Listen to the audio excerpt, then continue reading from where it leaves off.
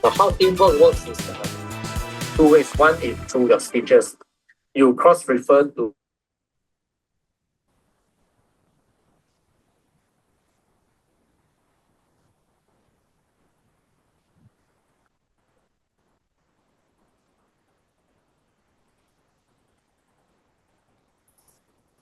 So good morning, good afternoon, good evening, depending on where in the world you're joining us from. Welcome to our 𝗘𝗖𝗢𝗦𝗢𝗲 side event, Rise to the Challenge, Community-Driven Solutions for Economic Strengthening and Social Inclusion, hosted by Junior Chamber International.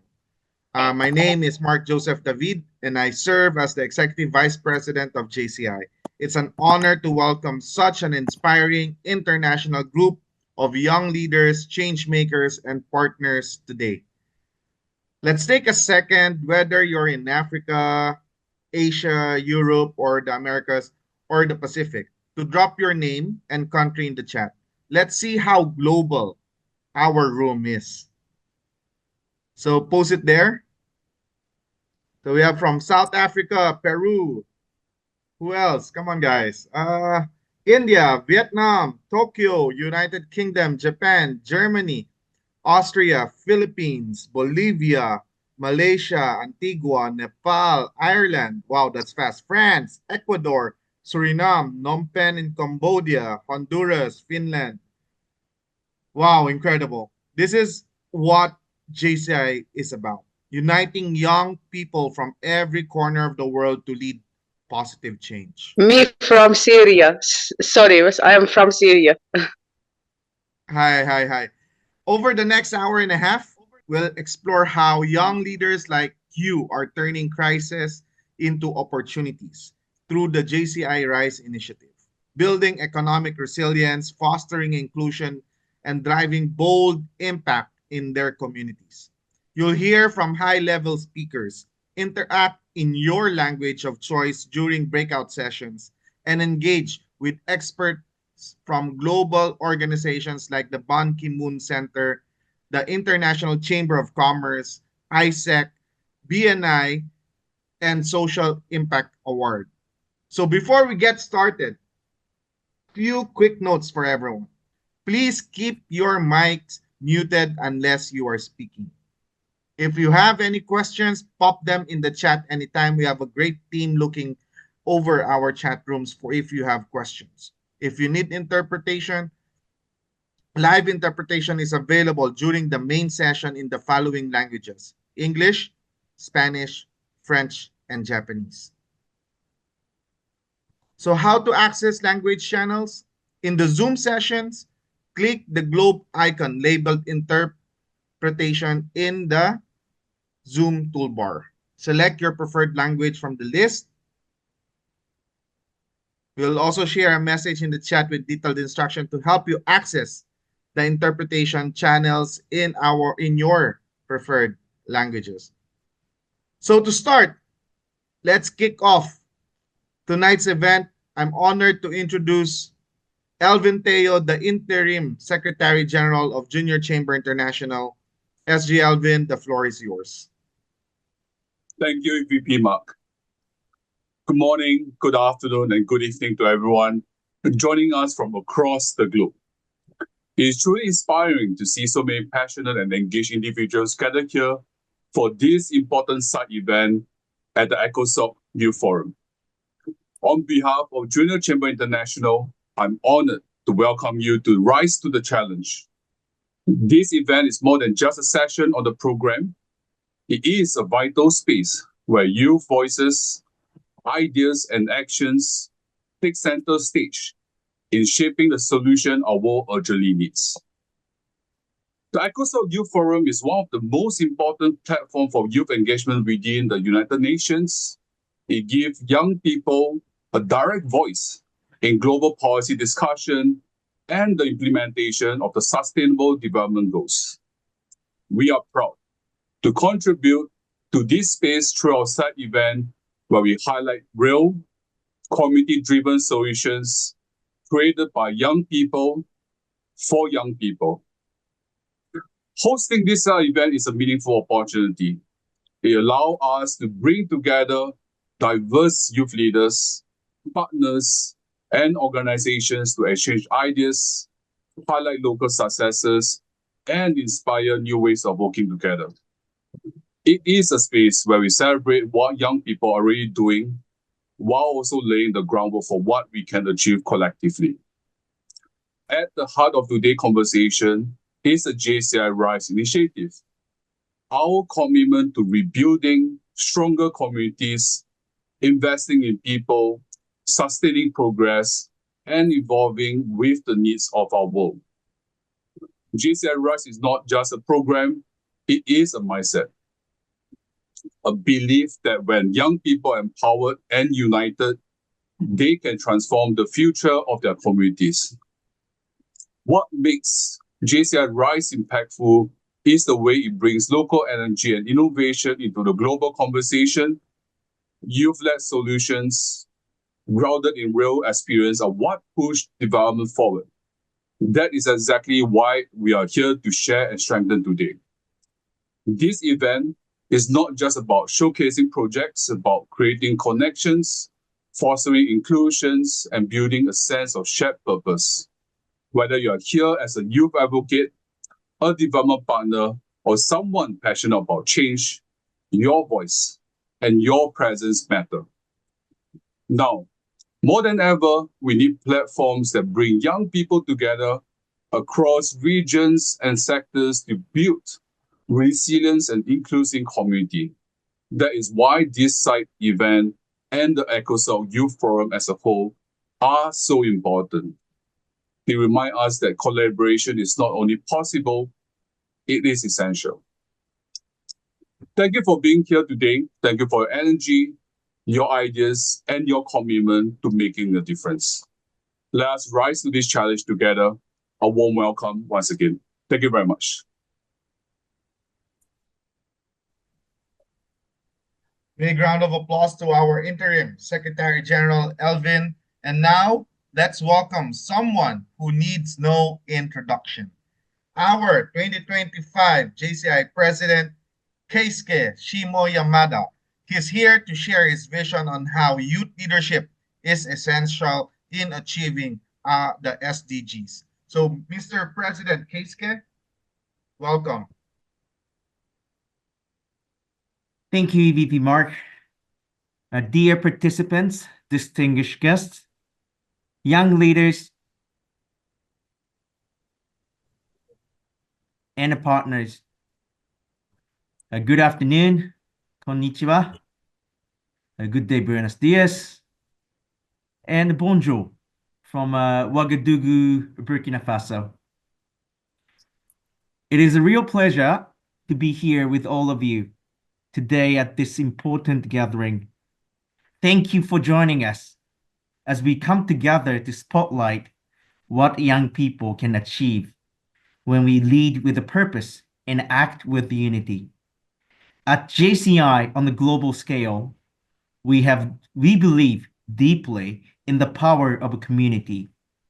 That belief is what gave life to JCI Rise, an initiative that continues to grow into a global movement for economic resilience, social inclusion, and a sustainable impact. What started in 2020 as a response to global challenges has evolved into a platform that empowers thousands of young people to take the lead in rebuilding and empowering their communities. This year's 𝗥𝗚𝗦𝗘 Youth Forum, the theme, Youth at the Forefront, leveraging science and social inclusion for sustainable development, aligns perfectly with what JCI Rise represents. It reflects how young leaders and change makers like all of you are combining innovation, empathy, and action to solve problems from the ground up. Through JCI Rise, our members have led over 387 community-based projects that support small businesses, prioritize mental well-being, and drive inclusion, local development, inclusive local development. But beyond the numbers, what matters most is the mindset. Young people who choose to lead rather than wait, who act not only for today, but for tomorrow. Today's event is an opportunity to share some of these stories with you.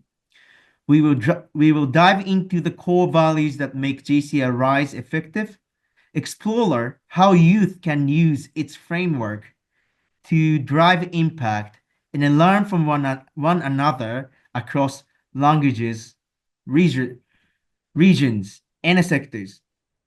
At its heart, JCI Rise is about collaboration. It is about listening to the needs of a community, working across silos, and lifting each other up. Because lasting change does not happen in isolation. It happens when we build together. We are all aware that the road ahead is not easy. From economic recovery to climate adaptation, the challenges are real. That the resilience can be learned, shared, and scaled.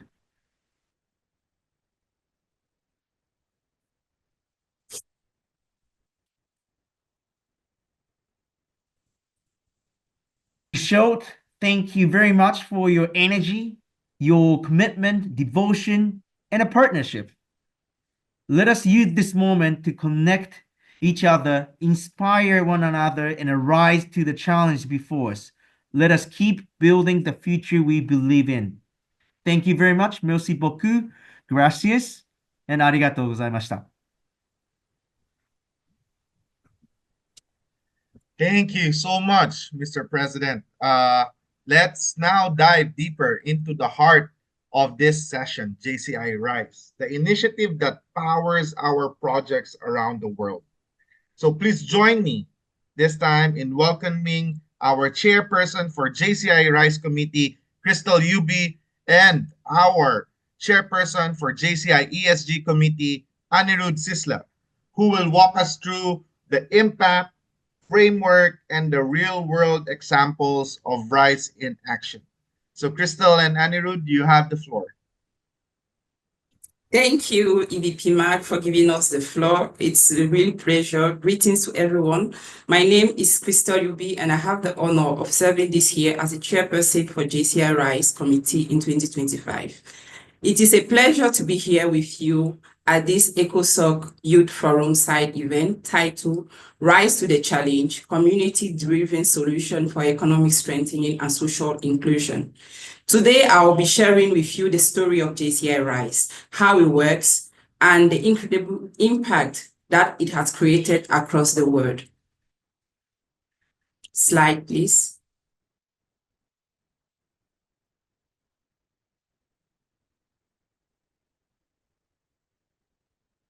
JCI Rise was launched in a critical moment during the COVID-19 pandemic when the world was facing economic breakdown, social isolation, and mental health crisis.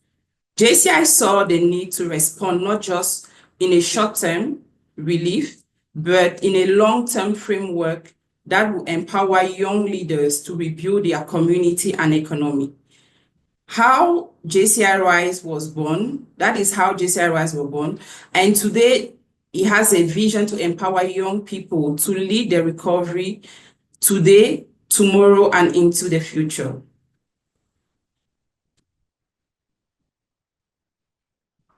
JCI Rise stands for 4 essential actions. Next slide, please.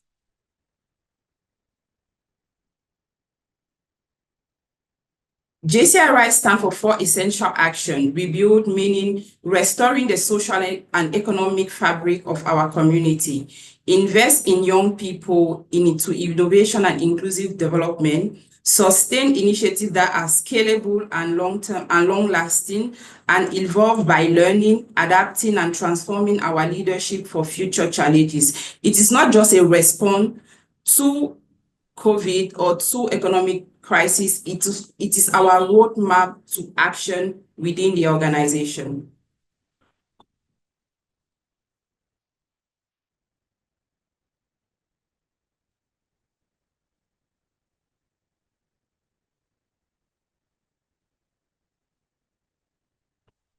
So can you go back to the previous slide? I'm still on alignment to the 7 SDGs, please. JCI RISE align directly to the United Nations Development Goals, especially SDG 3, good health and well-being, SDG 5, gender equality, SDG 8, decent work and economic growth, SDG 9, industry, innovation and infrastructure, SDG 10, reducing inequality, SDG 11, sustainable cities and community, and SDG 17, partnerships for the goal. This alignment ensures our project have both local impact and global relevance. JCI RISE sits on 3 main pillars. Firstly, preventing mental health, addressing the stigma and creating a support system that will enable the victims to feel better and to continue the work in their community. Sustaining and rebuilding economy, supporting local businesses, entrepreneurs to make sure that they can propose relevant projects and they can build this project to be sustainable. Workforce motivation and empowerment, preparing young people and community for jobs of tomorrow and helping them get access to this relevant job on each opportunity. Each project falls under one or more of these pillars depending on the local needs of the community. So who can benefit? Next, please. So who can benefit from JCI RISE? JCI RISE is a win-win initiative. All the actors within the community can get benefit of this initiative. Firstly, the community can benefit from the impact of the project that JCI members run across the world. This project addresses real-life problems within the community. Secondly, young people gain leadership experience and recognition. At each regional events, we do recognize the outstanding projects that were run by the members across the continent. And at our JCI World Congress each year, we do recognize the most outstanding projects so that they can serve as example to help other communities develop initiatives that can create a group impact. Local and national organizations grow in relevance and visibility, not only in their local community, but also at the international level because these projects are visible across the world. The global community move closer to achieving the SDG, which is one of our key priorities within the organization. Next slide, please.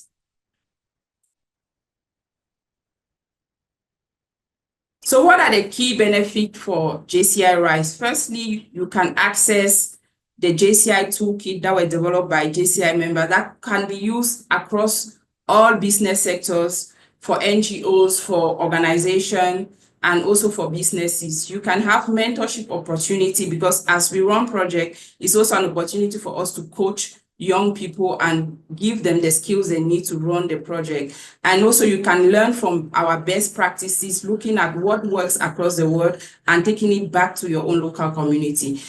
The second benefit is global recognition through the JCI award system, which I mentioned earlier, that is done not only at our regional area conferences, but also at the JCI World Congress annually. The alignment with the JCI Strategic Plan of Action and the UN SDGs is also a key benefit because we run a 3-year plan that enables us to really focus on key elements and evaluate our impact at the end of this period. Participating in a JCI RISE offers substantial advantages, including essential resources like mentorship, training opportunities, global recognition, alignment to a broader strategic objectives, significantly boosting the local brand visibility and membership growth. Globally, RISE has delivered numerous impactful projects, which my colleague 𝗘𝗖𝗢𝗦𝗢𝗖 will dive into shortly. Next slide, please. So how do we implement JCI RISE in our community, looking at what is done at the national level and also at the local level? Implementing JCI RISE within your national organization involves clear, actionable steps, mobilizing the essential resources and engaging key stakeholders, and using a systematic execution approach to align to our strategic framework. So we always make sure that before we engage within a project, we have to analyze the needs of the community, because most often we sit in our offices, we think project and we want to implement them in the community. So our approach is to make sure that what we are proposing really fits the needs of the community to which we are proposing the project. Secondly, we develop the project, and we make sure that we engage all the potential stakeholders that can support the initiative, be it government agency or NGO or businesses that share the same value or same approach with the project. Then lastly, we measure our impact, because it's very important for us to know how many people we have been able to train, how many businesses have been created, how many young people have gained access to jobs, to make sure that this impact can really be reflected into the work that we do, and we can showcase this at the end of the project. Next slide.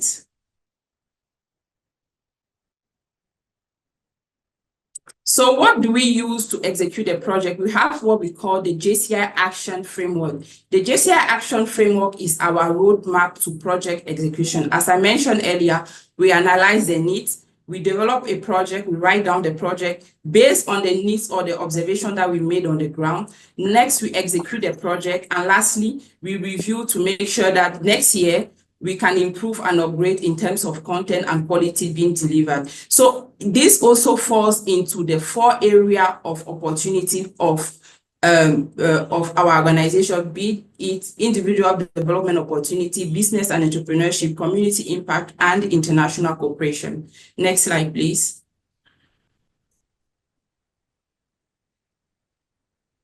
So when JCI RISE was created, we had the mission to provide a sustainable response to the pandemic. But today we have shifted reasonably from just doing a charity-driven crisis response to providing a sustainable and continuous strategy for business development. So we don't no longer do short-term project, but we make sure that each project that we run is focusing on a sustainable solution to a key problem.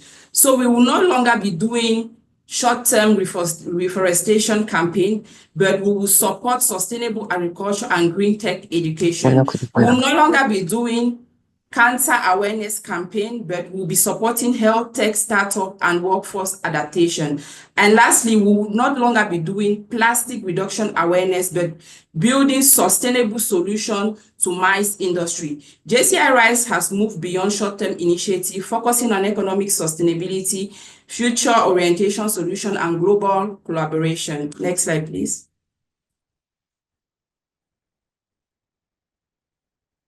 So how are we structured? We have the local implementation part of the organization, which drives project by local organization, define initiative based on community needs. We have the national organization that provide resources, training, and strategic direction. And we have the global oversight of the JCI RISE committee to ensure alignment with the broader JCI vision. Next slide, please. So how are we organized? We have the committee members who develop the toolkit, resources, and training to make sure that information is shared across the continent and it meets every member or every person willing to drive a JCI RISE initiative. We have myself as a chairperson who leads the committee. We have the headquarter representative who provide administrative and strategic support. And we have our stars, the ambassador, who support us locally to make sure that the local organization understand what they are doing, have access to the toolkit and all the resources and training, and can report back to us for us to evaluate the global impact created. Next, please.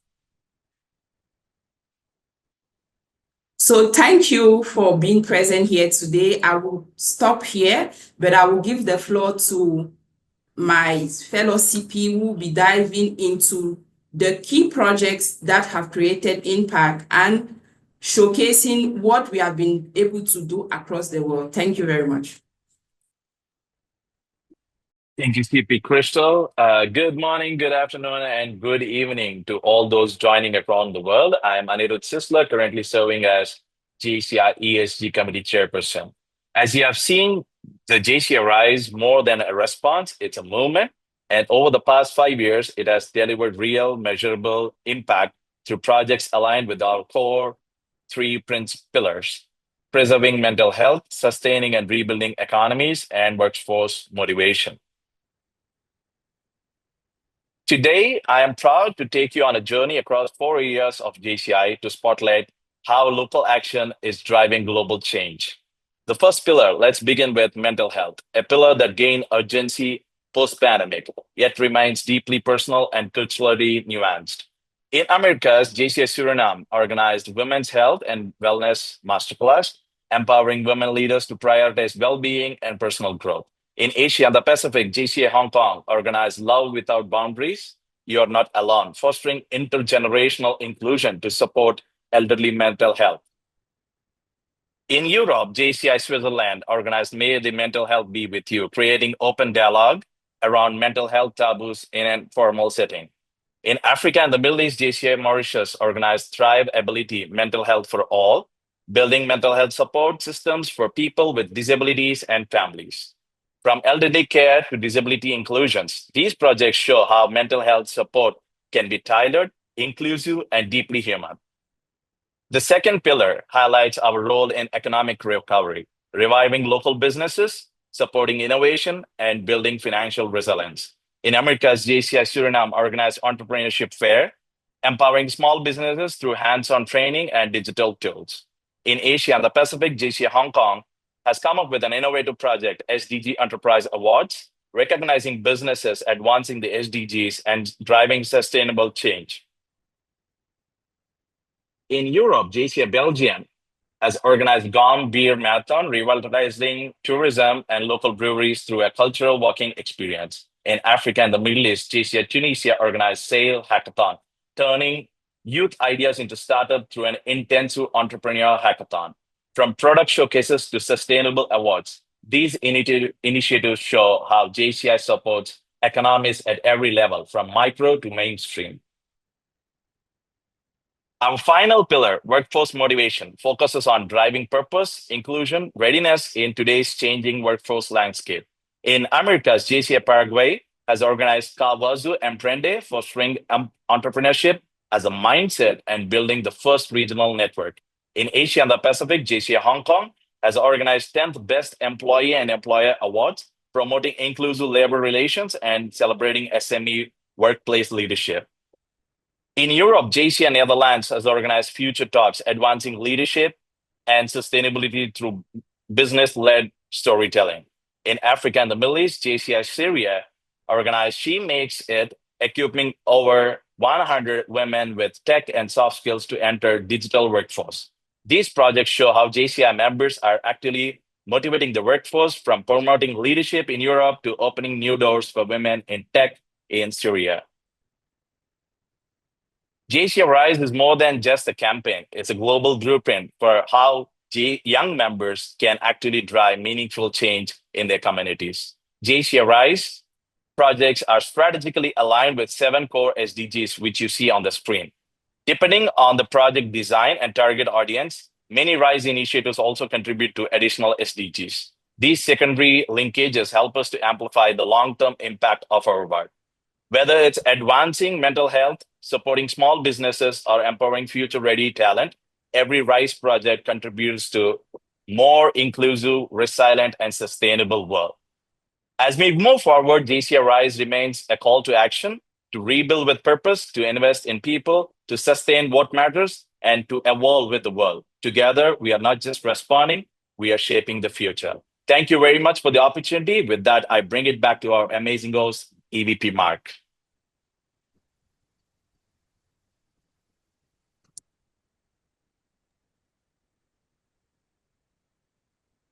Thank you. Okay, am I in? Yes. Okay, thank you both. We're now moving to the panel part that I am personally excited about. Let's talk about real solutions for bridging gaps in community outreach through youth-led innovation partnerships and equity-focused action. This discussion will be moderated by no other than our JCI Partnerships Director, Natalia Cardenas. So, Natalia, floor is yours. Thank you so much, EVP Mark. Hello, everyone. Thank you for staying with us for what I'm sure will be a rich and an inspiring exchange of ideas. My name is Natalia Cardenas. I'm the JCI Partnerships Director. It's a pleasure to moderate this panel today. This discussion, it's all about lifting up community-driven strategies and the power of partnership, especially when led by youth, to create more inclusive and also a more resilient economies. It ties directly into the goal of the JCI RISE initiative and supports the advancement of several SDGs, especially SDG 8, decent work and economic growth, also SDG 10, reduce inequalities, and also SDG 17, partnerships for the goals. Now, I'm very honored to be joined by 5 distinguished panelists who represent some of the most dynamic organizations working at the intersection of youth empowerment, also entrepreneurship, and also community development. To begin, let me introduce our first of many panelists. Please join me in welcoming Dr. Ivan Meister, representing Business Network International, BNI. Dr. Ivan Meister is the founder and chief visionary officer of BNI, the world's largest business networking organization founded in 1985. The organization now has over 11,300 chapters in 76 countries. Dr. Meisner is from the University of Southern California. He's a New York Times best-selling author who has written over 30 books, including his newest, Infinite Legacy, the 7 principles of creating a lasting impact with your life. He's also a columnist for entrepreneur.com and has been a university professor at several universities, as well a member of board of trustee of the University of Laverne, called the father of modern networking by both Forbes and also CNN. Dr. Meisner is considered to be one of the world's leading experts on business networking. Dr. Meisner, welcome. Thank you so much for joining us today. My pleasure. Thank you. I'm also happy to introduce our next panelist, who is 𝗘𝗖𝗢𝗦𝗢𝗖, representing Ban Ki-moon Center for Global Citizen. 𝗘𝗖𝗢𝗦𝗢𝗖 is an advocate for sustainable development, human rights, women empowerment, and climate action. Working in the startup environment, international nonprofit, and NGO scene, she has always been passionate about social entrepreneurship and enterprises as a sort of socio-economic development. Combining her academic background in international affairs with her experience in storytelling, leadership development, and business management, she has successfully led the Ban Ki-moon Center communication portfolio for the past 4 years, and she's currently served as the Chief Operating Officer of the Ban Ki-moon Center. It's a pleasure to see you and have you today, 𝗘𝗖𝗢𝗦𝗢𝗖. Thank you so much for joining. Thank you, Natalia. We also have on the panel Ulas Marar, who is from the International Chambers of Commerce from ICC. Ula has spent a decade in the development sector, designing and managing entrepreneurship programs. He's the head of the ICC Center of Entrepreneurship, steering his vision of creating a global interconnecting entrepreneurship network. Currently, The ICC Center of Entrepreneurship Network spanned 15 countries. Previously, he managed a bilateral women entrepreneurship program on behalf of the German Federal Ministry of Economic Cooperation and Development and the Indian Ministry of Skills Development and Entrepreneurship. The program directly benefited more than 900 entrepreneurs across India. Ulas, thank you so much for joining us today. I'm going to move into introducing also our next panelist, who is Martin Nicolai from Social Impact Awards. Martin Nicolai is currently served as the Global Communicator Lead of Social Impact Award, one of the largest community of young social innovators around the world, where he has been building the organization's marketing and communication infrastructure since 2020. He now leads and supports 1,000 communicators who have helped over 50,000 young people across 25 countries transition toward a career with impact and create initiatives that solve most of the pressing issue of our time. Thank you, Martin, for being here today also. And last, I have Diana Stanciu joining from ISEC. Diana is a passionate communicator and advocate for youth leadership, intercultural dialogue, and social impact. Since 2024, she has been the public relations manager of ISEC International, where she shapes global narratives that empower young people to take actions. With 4 years of experience leading youth initiatives in Romania and across borders, Diana has built bridges between cultures, championed inclusive conversation, and driving awareness around the role of young people in shaping a better world. Her work blends strategic communication with a deep belief in the power of storytelling. What a fantastic group of panelists we have here today. Do you all agree? Each one of you just brings such a diverse background to the table. We're talking about businesses, networking, policy, to media, youth leadership, and global advocacy. And yet, despite all your different paths, you are all united by a shared purpose: driving social development through leadership, innovation, and connections. You are building bridges, yes, between people, sectors, and ideas with one common goal: creating a more inclusive, sustainable, and an empowering global society. It's truly inspiring. So thank you once again for all of you to be here today. And why don't we start? I do want to start with a quick round of opening perspective. I'll ask each of you to briefly share how your organization is currently supporting youth and local communities in advancing economic resilience and social inclusion. You can also share and highlight maybe a recent initiative you have been working on. You can share how you are empowering grassroots or youth-led innovation. And if you could also share and reference one SDGs that you are particularly aligning with. I will begin with Dr. Ivan. Please go ahead and share with us the latest initiative that you have been working on. Thank you. I'm happy to do so. And first, let me say I'm really impressed with the international participation that I see here. BNI is in almost every country that I see when you ask people to introduce themselves. So it's great to see people from so many countries. Let me start with my comments. Young people represent 20% of our population, but they are 100% of our future. 100% of our future. And real transformation begins, I believe, at the local level with young people. At a time when many are looking up to institutions for answers, I believe that we need to look around to our communities and especially to the next generation leading within them. Community-led strategies aren't just nice to have.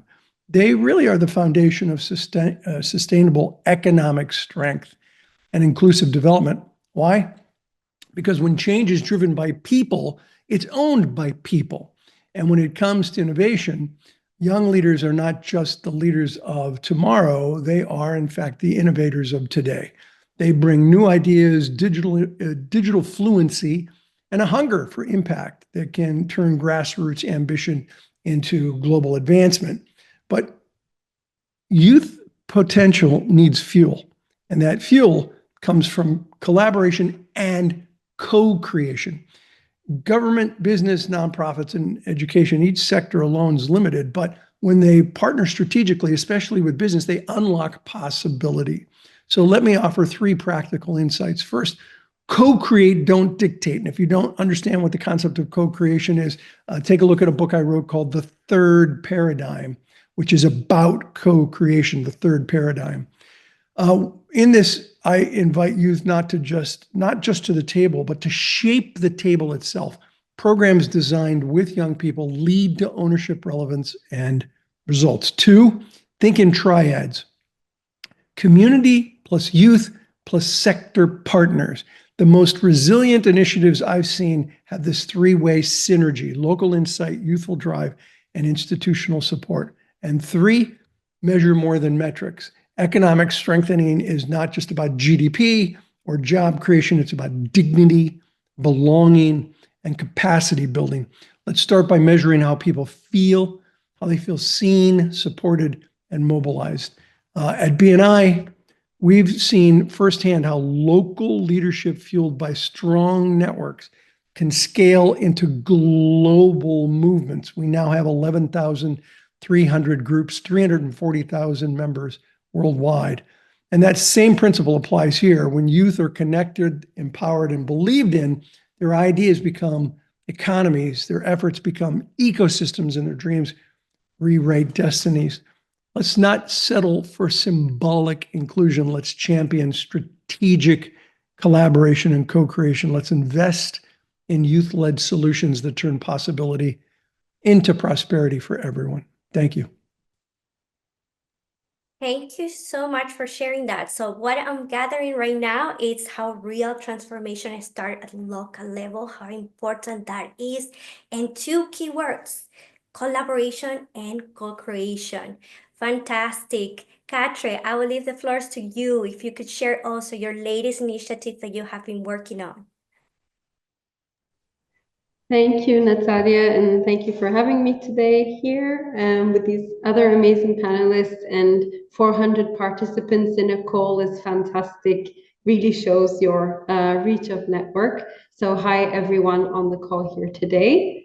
As you said, I think we all come from different backgrounds, but we're all aiming for the same goal, and I do echo a lot of what Dr. Missner has said. For who don't know, the Ban Ki-moon Center is an NGO based in Austria, and we have many different projects guided by the SDGs. Our co-chair is Ban Ki-moon, so the father of SDGs, and everything we do actually tackles all of the SDGs. But to summarize kind of our youth component at the center, our approach is really that we believe in action, and we really focus on leadership development that is oriented towards action taking. And we do this under an umbrella term that we call SDG micro projects. And this is within all our different programs we have with young people around the world, so from 18 to 35, that we ask them to spot a challenge in their communities. And then we help them implement the solution that they found. So how do we do this? We have different trainings where we have local experts that get on board and assist the change makers in gaps they might have. We provide them peer-to-peer exchange. This is something we found very beneficial when it comes to our young programs. They get to speak with colleagues maybe in their own communities, if not at least in their own countries, or who are passionate about the same SDGs, and they can kind of have that learning experience between them. We also provide them high-level mentorship, where we have more high-level experienced senior leaders who can help them, I don't know, on proposal writing. It could be how to pitch your project. It could be how do you get those important partners on board with you to expand your project. And as a final kind of important point that was raised with a lot, we also try to provide funding where we can. We want, of course, young people to take action, and they see the problems, and they are today's inventors, definitely, but they do need investment from us, from high-level people as well. So that funding really takes the project to another level. And I think to say more about kind of the economic involvement and the inclusion part, I can showcase an example of one of our most recent programs called the Accelerator Fund.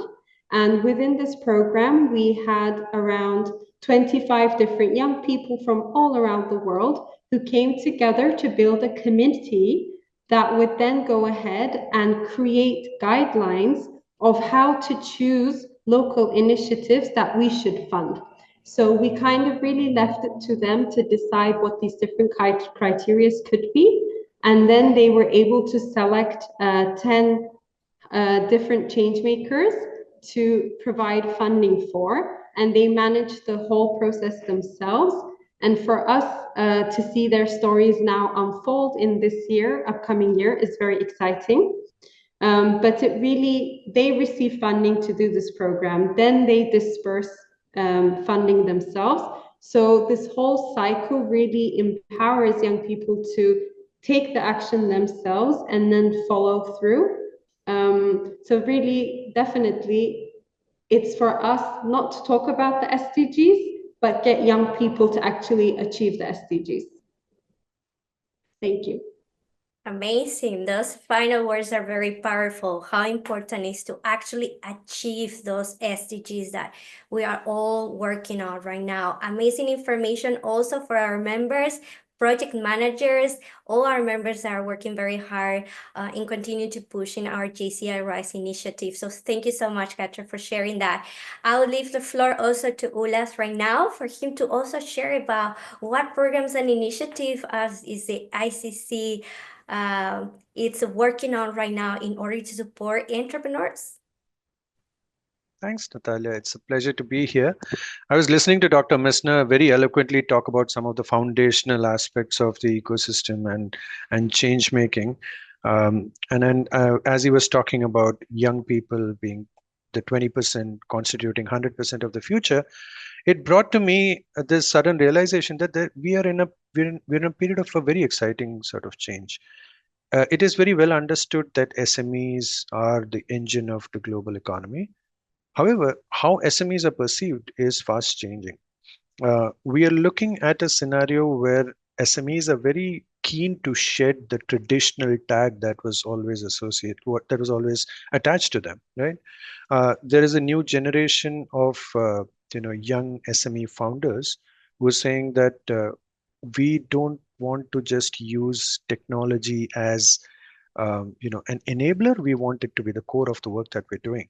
We want to embrace innovation. We want to be globally competitive. So that change is very welcome, right? And these SME founders are who we hope to work with through our various programs at the ICC Center of Entrepreneurship. Currently, our network is spread out across 16 countries, but the broader ICC network spans 170 countries. So we are gradually making progress as we scale our programs to different parts of the world. In the last year alone, we have touched upon several aspects that are hugely crucial to SMEs worldwide, entrepreneurs worldwide, if you may. We've talked about the importance of intellectual property. We've talked about how to safeguard SMEs from any sort of cyber crimes across the world. How do we make sure that more SMEs are participating in global trade, regional trade? That's another important aspect. Now, when we talk about resilience, this is also a message that we've been putting out. It is not merely an economic imperative to trade beyond borders. It is also a means to risk diversification. The more markets you're exposed to, the more immune you are to the shocks from isolated marketplace incidents. right? So we're trying to focus on that. We have also focused on sustainability as a core area. In fact, we are about to launch Sustainability Pathways, a series of workshops that are focused on how SMEs can think of sustainability practices as a competitive differentiator. So a whole lot of work that we were doing with SMEs at the forefront of it in various parts of the world. You asked me about the SDGs. I mean, we touch multiple SDGs, but two that have a very direct connect are number 8, which is around decent work and economic growth, and then 17 partnerships for the goals.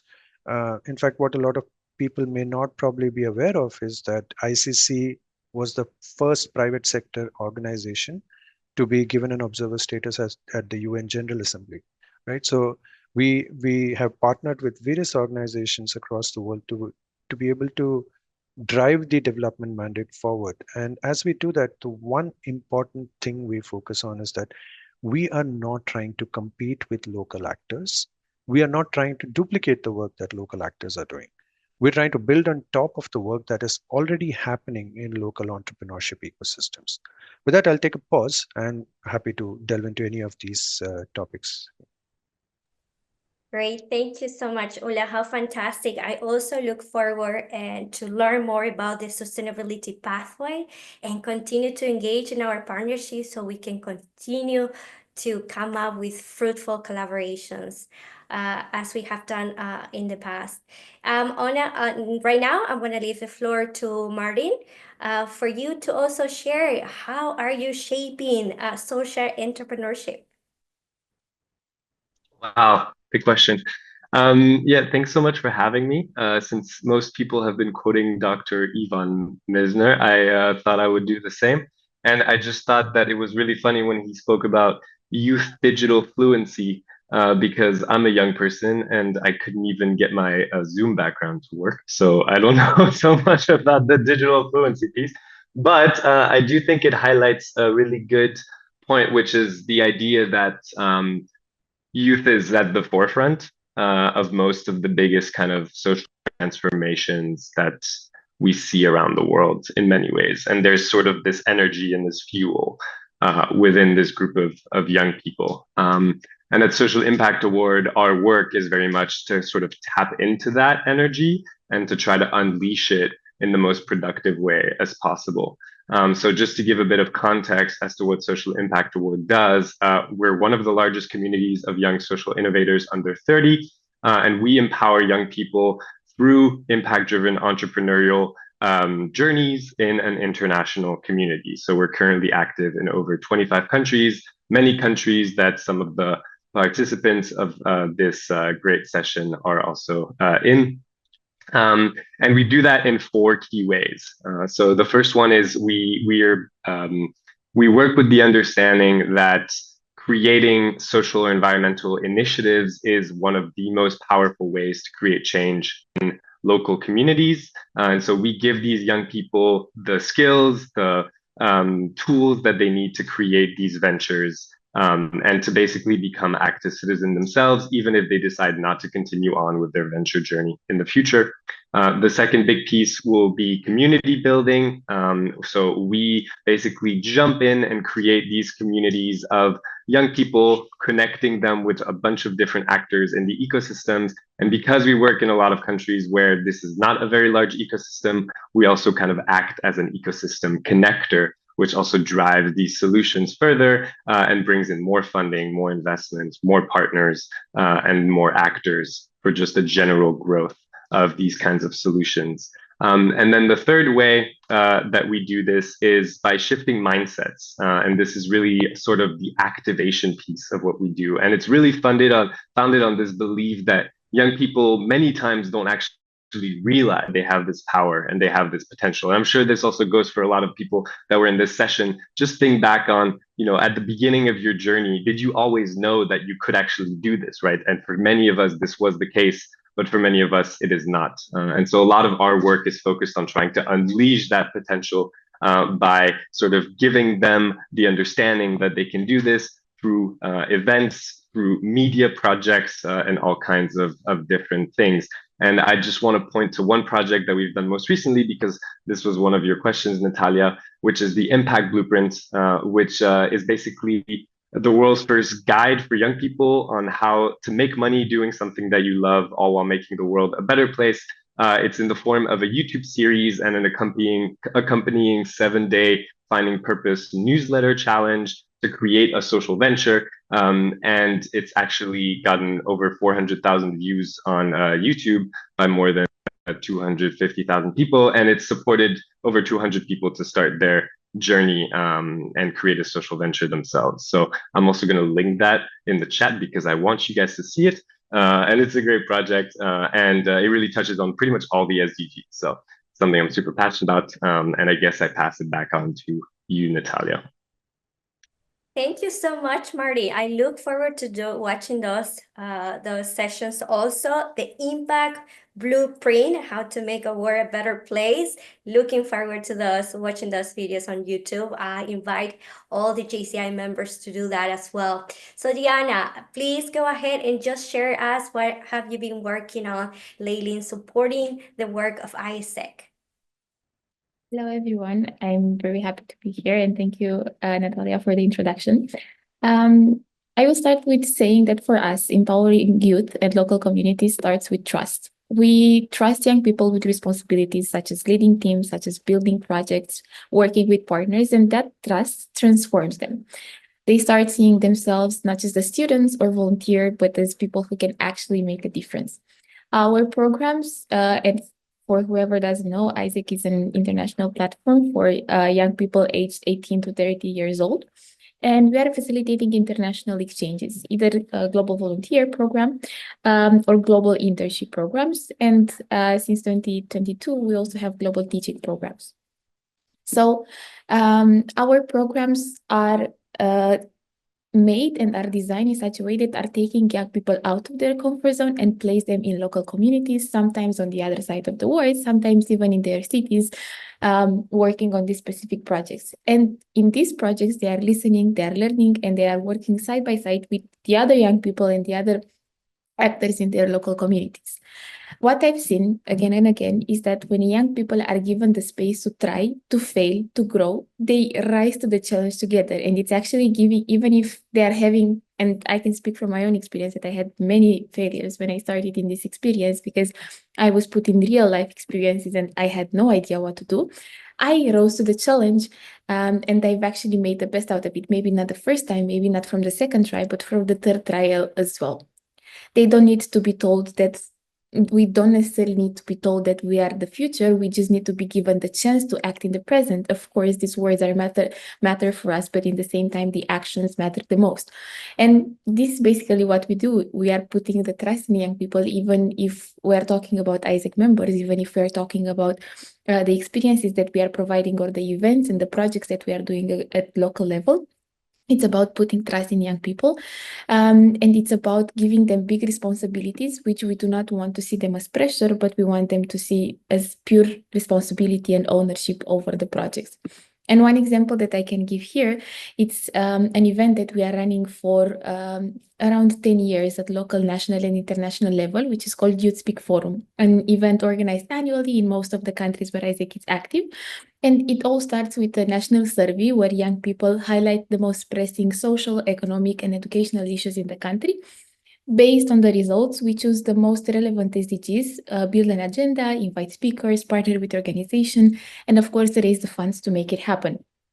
Some years ago, we had this event in Romania. We chose SDG 11 and 12, which were two very sensitive and complex topics back then and also right now.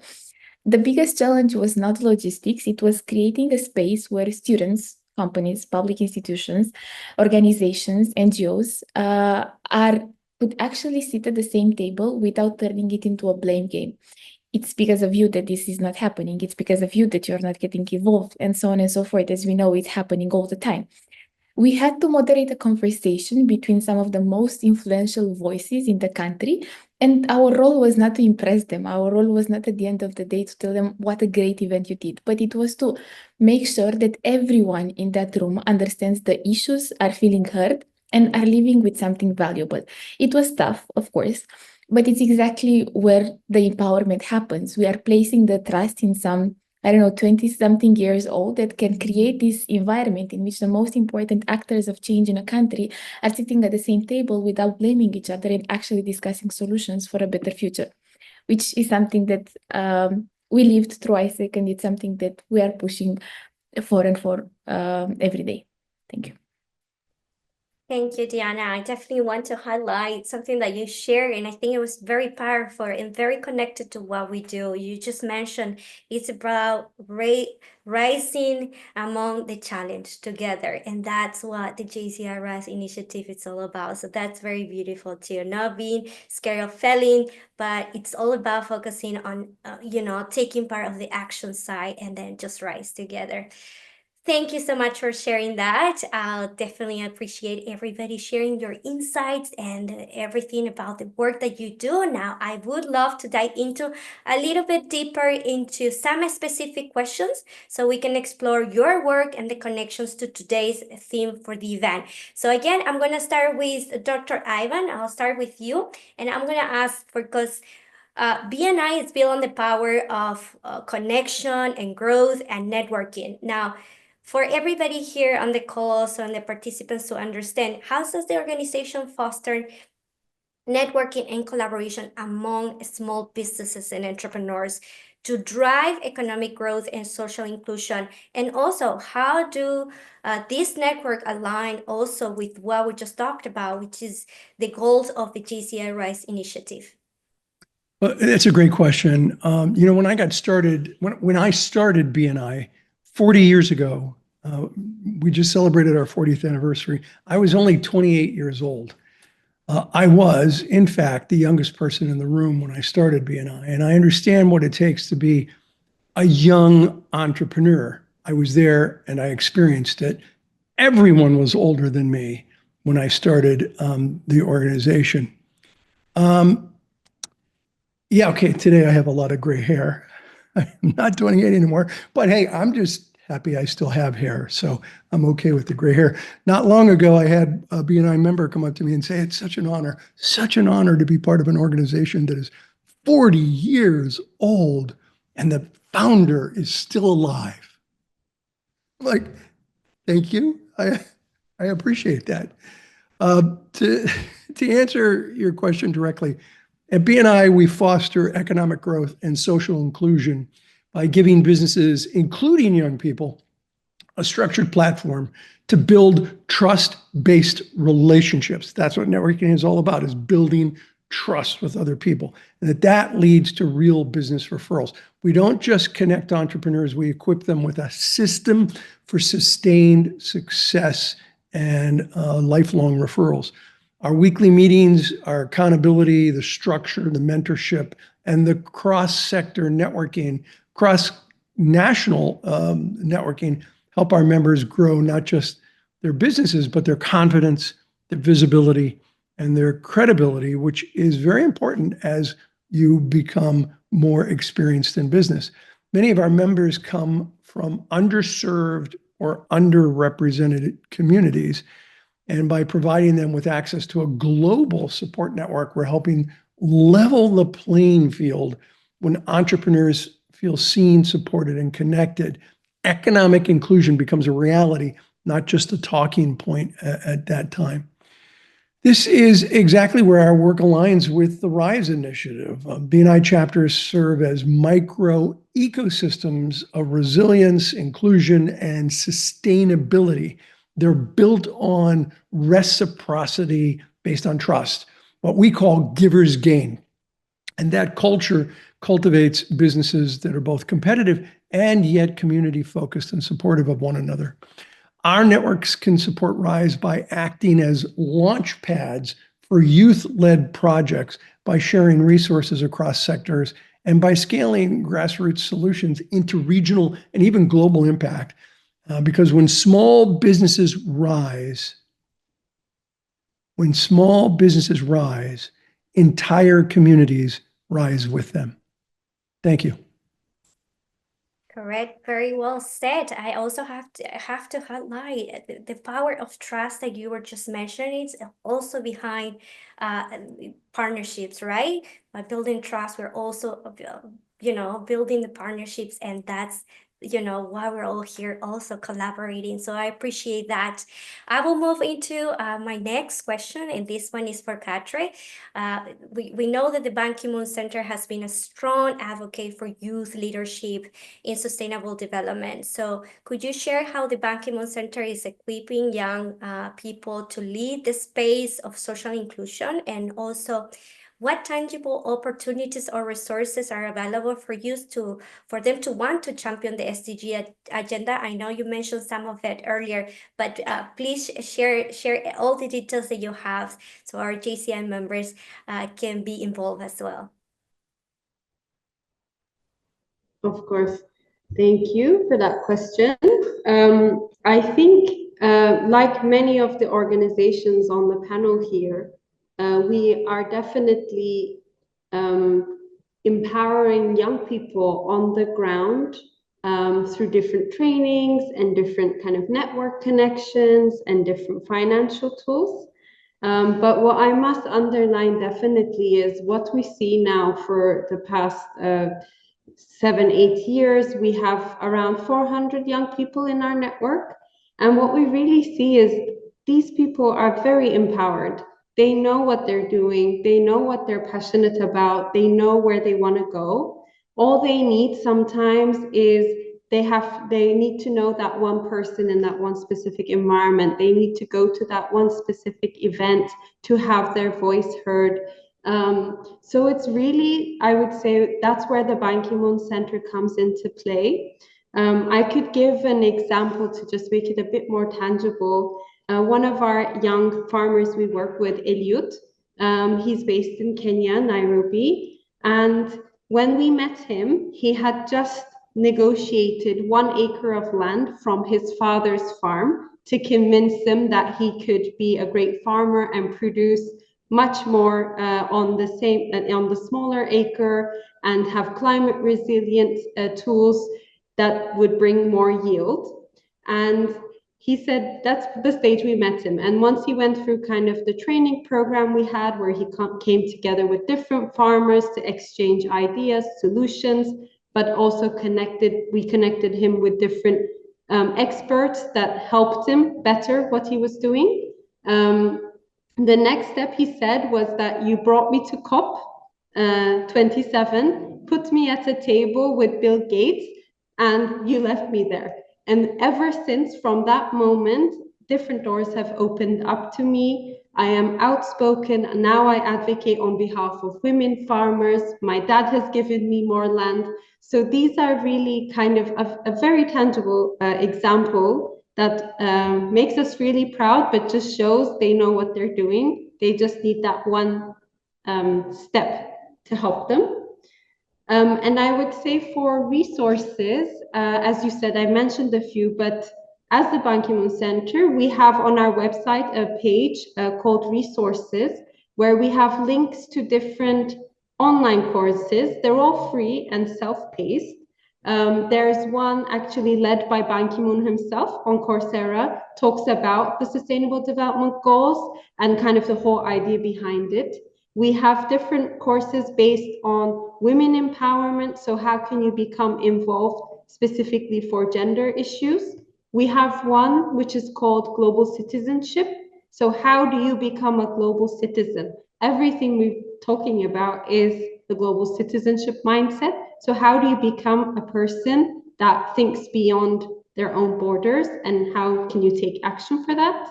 And our most recent initiative, I can say a resource, is a course targeting a younger group, 14 to 20-year-olds. And this really helps you to focus on green skills. So we're all talking about they're the future, but as Diana said, we have to act in the present. So this hopefully tool gives you the insights and the whys and the hows of your green career into the future. And this is all on our website. And I would also recommend one of our board members, Relex. They have a fabulous resource center that's also free, that gives you different ideas and knowledge tools that you can explore. And as well, I would say our host today, JCI, is a fabulous resource center to take action. Thank you.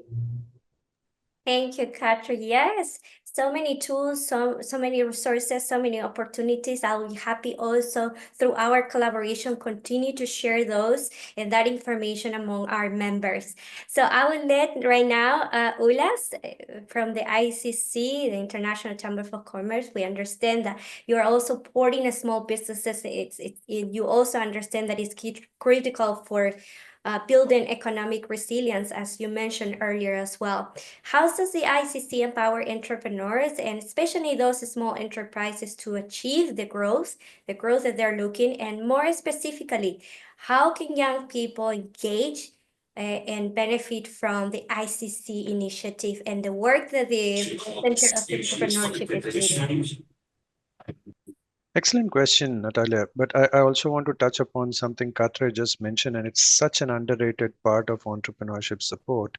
Sometimes supporting an entrepreneur, and this happened to me firsthand when I was having a conversation with a mentor. I was trying to recruit this mentor to the incubation program that I was leading, and this mentor said, "You guys have overcomplicated this entrepreneurship support business. Sometimes mentorship is just a function of putting your arm around an entrepreneur, opening up your Rolodex and making a phone call," right? And that is so true. Quite often, the difference between a successful venture and an unsuccessful venture is cracking that one distribution channel, right? And that makes a huge difference. Coming back to the work that we're doing at the ICC Center of Entrepreneurship, much of the work we are doing focus on two broad areas, and I touched upon this earlier. One is cross-border trade. I mentioned this, that it is an important part of the risk diversification strategy for any enterprise today to diversify their exposure to markets. So how do you get entrepreneurs to not just think of their immediate borders, and as a result, design solutions that are relevant beyond borders? That's one part. Though I have to say that we come in slightly further along the journey of an entrepreneur. We don't really get involved at a business modeling canvas stage that an entrepreneur goes through. We come in at a stage when we are talking about the export readiness of an enterprise. The other piece that we focus on a lot is matchmaking and market access. And one of the reasons we are able to do this is, I mentioned the network we have earlier, right? We are present in 170 countries. We have our national committees in close to 100 countries. We are connected to more than 3,000 chambers of commerce across the world, right? So this network enables us to make sure that no market is too far for a young entrepreneur. And that's what we try to practice. Now, the second piece is that, fine, cross-border trade is a great aspect, but also how do you stay competitive in the global markets? An important aspect of that, as we are seeing today, is being able to remain sustainable. Let me just put it in a very practical context. If an enterprise is trying to export to the European Union, the carbon border adjustment mechanism is going to affect them. The European Union deforestation regulations are going to affect them. How do you make sure that you're compliant with these? Why? Because if you're not, you quite simply cannot operate in those markets, right? So it is no longer enough to have a business model that allows you to build great products for the world, but you also have to find ways to stay competitive. The other point is we're talking about AI a lot. You'll be surprised by the number of small businesses that come to us and say, yeah, we're hearing a lot about it and we are quite curious. We just don't know how to do this, right? So adopting AI as a competitive differentiator, as an efficiency driver, that is an important aspect of staying competitive. So these are some of the areas that we are working. Now, most of the work that we are doing focus on SMEs as well as the ecosystem enablers. So we are also working to make sure that we give good advice to chambers of commerce and the other enabling organizations, the business support organizations, to roll out better programs for small businesses, small and medium businesses. Now, to the last point that you mentioned, how do entrepreneurs get in on this movement. I'm going to leave a link in the chat box. Any interested entrepreneur who is in the audience today can sign up to the updates, and they can keep track of all the workshops that we have, all the interventions that we are designing. We are also soon coming out with a specific market entry accelerator, right? And they can also join these accelerators. I'll take a pause. I have a lot to talk about, but I'm mindful of the time. I'll take a pause and let the other speakers also come in. Thank you so much, Ulas. Yes, go ahead and share it on the chat so all our JCI members, especially our members that are entrepreneurs, they can tap into all the resources available for them as well. Next, I'll let Martin also. We understand that the Social Impact Award is recognized for nurturing the next generation of change makers. So how does the Social Impact Award support young social entrepreneurs in developing innovative solutions to the global challenges that we've been talking throughout our session today? And how can young people get involved also in contributing to those solutions? Yeah, that's really the meat of it. Well, first I want to talk about just like not the actual direct kind of support that we provide, because I think that's a lot of the time that's the outcome actually of the work. But I think most of the time the biggest impact actually comes from the thinking that goes into how things are set up. And I think what's really special about us, and probably is similar to a lot of the organizations here, is that we work with a licensing model. So as an organization that is also based in Vienna, funnily enough, similar to 𝗏𝗘𝗦𝗏𝗏 Center, we do not have this understanding that, you know, the Austrian, I mean, I'm French American, but I don't feel like I have this understanding that I can just go into Serbia or go into India and, you know, tell people how to build businesses, right? This doesn't work. And so by actually implementing a licensing model, we already get closer to, you know, better social inclusion, to better solutions, because we're basically putting the power in the hands of people that actually know how to do the work themselves better than us. So I think that's already one very important point. And then the second point, when it comes to the actual support programs, the meat and bones of our work at Social Impact Award is our incubation. And this is sort of our 2 to 3 month journey. It depends on each country again, due to the licensing model, where these young people can take part in an immersive experience where they get access to mentorship, to cohort gatherings, to workshops, and then of course to the award money, to kind of start their journey ahead. And I think that's sort of a critical understanding, is that even though the incubation hasn't been a part of Social Impact Award its entire lifespan over the last 15 years, it's actually become the biggest value adder for young social entrepreneurs in the countries that we're active in, because it actually puts them in the driver's seat. And it does so in a very personalized manner where it treats them with respect, right? So it's not about we come in and we tell you what to do, but it's about you actually know what you need, and we're here to give you the tools that you need to move forward. So that's sort of the thinking that goes into how we do things. Excellent, amazing, and I love to hear that, and I love that our members have the opportunities to hear this as well, because sometimes I do hear our members are so open to collaborate, to engage with our partners, to cooperate, to work together, and sometimes it's important for them to understand, you know, what's the reason, what's the purpose behind everybody's work. So I love that we tackle so much on sustainability, social inclusion, and so on. Now I will let Diana also to explain the work of 𝗖𝗍𝒃. We understand that 𝗖𝗍𝒃 has long been at the forefront of youth leadership as well. So it's very important for us to all understand here how does 𝗖𝗍𝒃 Leadership Development Program are currently equipping young people with the skills and the opportunities needed for them to drive community-driven solution for what the theme of our event today, which is economic straining, and also how can they get involved with the 𝗖𝗍𝒃 network. Thank you, Natalia, for the question. It's a very good one. Our leadership development programs are built around the idea that young people are learning best while doing. And I want to emphasize a bit on this because we are not playing around with important words here. We are actually giving huge responsibilities to young people. As I was mentioning earlier, you have to manage a lot of situations in which you have to manage a lot of people in the same time. But not only this, sending a 19-year-old in the other side of the world and hoping that nothing is going to happen because you cannot control what is happening there externally. You can control only the curricula of your program. Then that's a big responsibility that we are having here in the organization. And we are teaching them how to take this responsibility, but not as pressure, as I was mentioning, and be there for them when they succeed, but also be there for them when they are failing, and also pushing them to try in a safe environment so that they can actually receive the outcome that they have wanted in the beginning. Even here, for example, physically in New York at 𝗘𝗖𝗢𝗦𝗘 Youth Forum, we didn't just bring the national or international board members. We are proud to have their local members that have joined AIESEC maybe 6 months ago or maybe 1 year ago, which are young people who had the courage to apply and the drive to go through a very competitive selection process.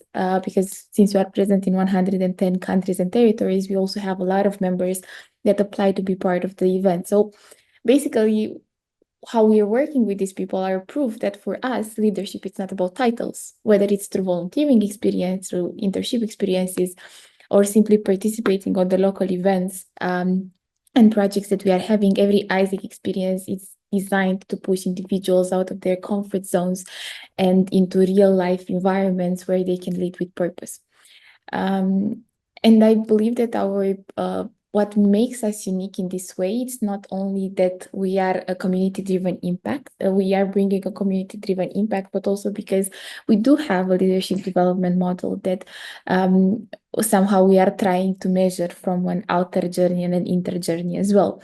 The young people are not just joining projects, they are co-creating them with local communities. They are addressing challenges related to education, employment, sustainability, and of course, economic resilience with governments, local administrations, school, universities, companies, other NGOs, you name it. We bring all these actors together for a global change. And in addition to that, we are measuring we are focusing on some specific skills that we are measuring before they enter the organization, while they're in the middle of their experience and after they finish the experience within AIESEC, which are self-awareness, world leadership, solution-oriented thinking, and the ability to empower others. These are, for us, the values and the qualities that we want to ignite in a person that is joining AIESEC, either as a member, as a participant to one of our events, or as an exchange participant. These are the soft skills that employers around the world are asking for, and they are also the foundation for any impactful community leader. We don't believe that leaders are born. We believe that they are shaped, and this is what we are trying to do within the organization. We believe in the power of change and in what discipline, passion, and the right environment can unlock in a young person.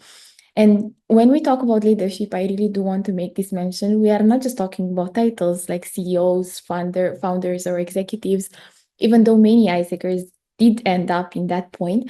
But for us, leadership it's not about a role that you're holding. It's about the values that you stand for and how you choose to see the world and act to make it better. That's the kind of leadership that we are developing, leadership that is grounded in empathy, that it's driven by impact, and that most importantly, it's accessible to everyone, everywhere. This is one of the, let's say, mottos that we are having in AIESEC, that our role is to engage and develop everyone, everywhere. So this is how I see us growing the economic standards through people. Thank you, Diana. There's so much that I'm learning through this panel discussion. And one thing that I just want to repeat it again and reshare what just Diana mentioned. Sometimes leadership is just not, it's not about the title, but the values that you are all standing for. That's beautiful said. Well, thank you for sharing. Thank you for sharing so many information. We are nearing the end of our discussion, but before we close, the panel discussion, I would love to hear one bold idea from each one of you. If in 30 seconds or less, you can share what is one bold action your organization is committing to in 2025 to support youth-driven, community-based economic and social development. I will start with you, Diana. So I think the bold idea that we are having is for us to just continue the activity that we are doing through collaboration and shared passion for a better tomorrow. Our bold idea is to engage and develop everyone everywhere, because we are doing it on the shoes of a 19 years old, 20 years old, I don't know. And it's not about power. It's not about us monopolizing the market and doing it by ourselves. It's not about taking over or pushing past generation. It's about something much simpler and somehow still radical in 2025. We are only searching for collaboration, but it's kind of hard when speaking up can get you in prison, expelled, deported, and the list continues. And it's sad that in 2025, pursuing your purpose and making sure that every young person is developed, everyone everywhere, it's still a bold idea. We are still standing by engaging and developing every young person everywhere in the world, no matter the times. So this is our bold idea. Thank you, Martin. Yeah, exactly the same direction, because I think creating a program to help young people create change in society seems like a pretty bold idea at the moment. I think it definitely has been in the past, but it definitely feels more bold than ever. And applications to our incubation are opening and have opened in most of the countries that we're active in. So I will also drop the link to that in the chat. And I guess that's our bold idea. Thank you, Martin. Ulas. Not just in 2025, but generally our idea is to push for more multilateralism as we see very strong tides towards protectionism. As our countries are trying to close their borders, we are advocating for opening up of borders and creating one interconnected global ecosystem for entrepreneurship, where information flows freely, where networks are accessible to everyone, and opportunities are not denied to any entrepreneur, regardless of where they come from. Excellent. Katrin?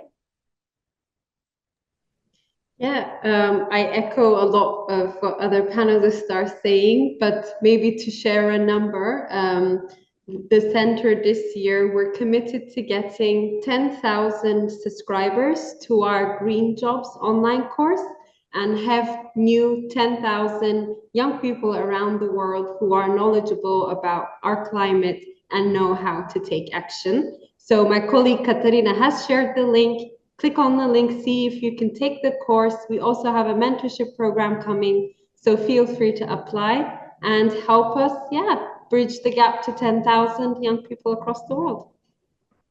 Awesome. Dr. Ivan? Thank you. Economic and social development involves leadership. Leadership is not about managing and complying. It's about mobilizing and inspiring. Managing and complying is important, but that's management. Leadership is about mobilizing and inspiring. So in 2025, the BNI Foundation, which is affiliated with BNI, is committed to expanding our youth leadership program, pairing aspiring young entrepreneurs with experienced BNI members across the globe to accelerate community-based economic development. And this will include online training programs, our online business builder programs, structured mentorship tracks, and youth-focused business workshops to ensure access to those underserved backgrounds. Because, as I said in the beginning, young people represent 20% of our population, but they're 100% of our future, and we need to help them have the greatest future possible. Thank you. Thank you so much. Well, definitely you all have inspired us all today. So thank you for your time, your ideas, and most important of all, your actions, right? This conversation just show us what's possible when youth leadership meets cross-sector collaboration. Let's keep bridging the gap. Let's keep building inclusive future. And most importantly, let's continue to rise together. Thank you so much. Thank you, panelists. Thank you, everyone. Back to you, VP. Thank you, everyone. Thank you so Yes. much. Thank you so much. Awesome. Thank you to our awesome panelists, Diana, Ulas, Martin, Katre, and of course, Dr. Ivan. And of course, to you, Natalia, for an awesome session and sharing from different organizations, having the same goals and the same thoughts moving forward and creating a sustainable future for all of us. So now we move forward to bringing this powerful session to a close. I'm thrilled to welcome back our JCI President Keisuke Shimoyamada to deliver our closing remarks.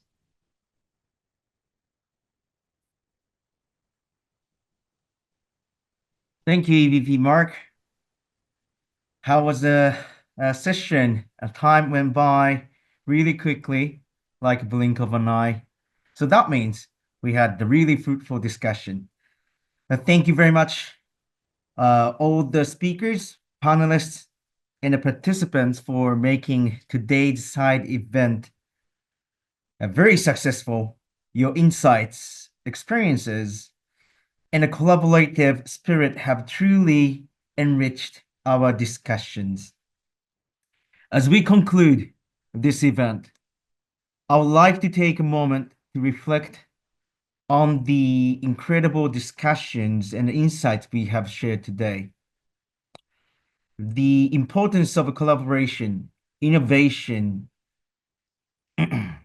and resilience has been highlighted throughout our sessions. Now, it is clear that altogether we can achieve remarkable impact. Our collective actions, effort in promoting sustainable development, economic empowerment, and community resilience are crucial in addressing the challenges we face. I encourage each of you to take the action and strategy shared today and implement them in your own communities through projects. Let us continue to foster new partnerships, drive innovation, and empower and inspire more young people to pursue sustainable development. In conclusion, I would like to express my heartfelt gratitude to each one of you for your dedication, commitment, passion, and support. Your participation in this event means a lot for the global organization like us. Let us carry the spirit of a collaboration and a partnership beyond this event. Together, we have ability to transform our world, a better place to be. Thank you very much for attending this event. And let us continue to work together and inspire each other and make a lasting impact. Thank you very much. Gracias, arigato, and merci beaucoup.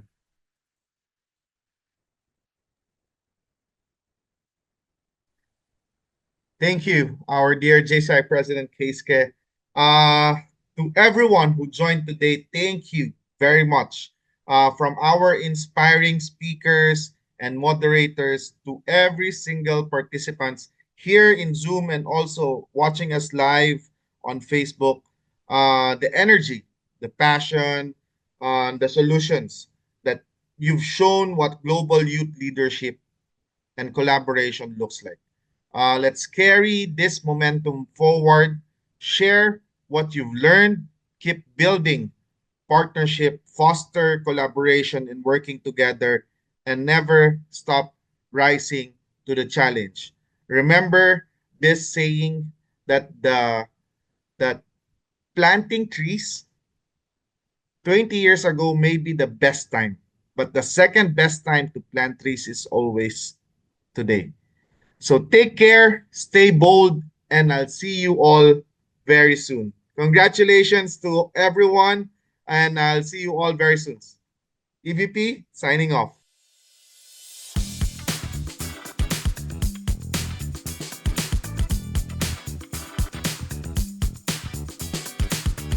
young leaders, bold solutions, real impact. Join JCI at the 𝗘𝗖𝗢𝗦𝗢𝗧 Youth Forum for Rise to the Challenge, a global event on economic resilience and social inclusion.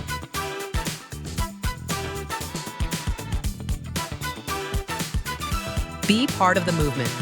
Let's rise together.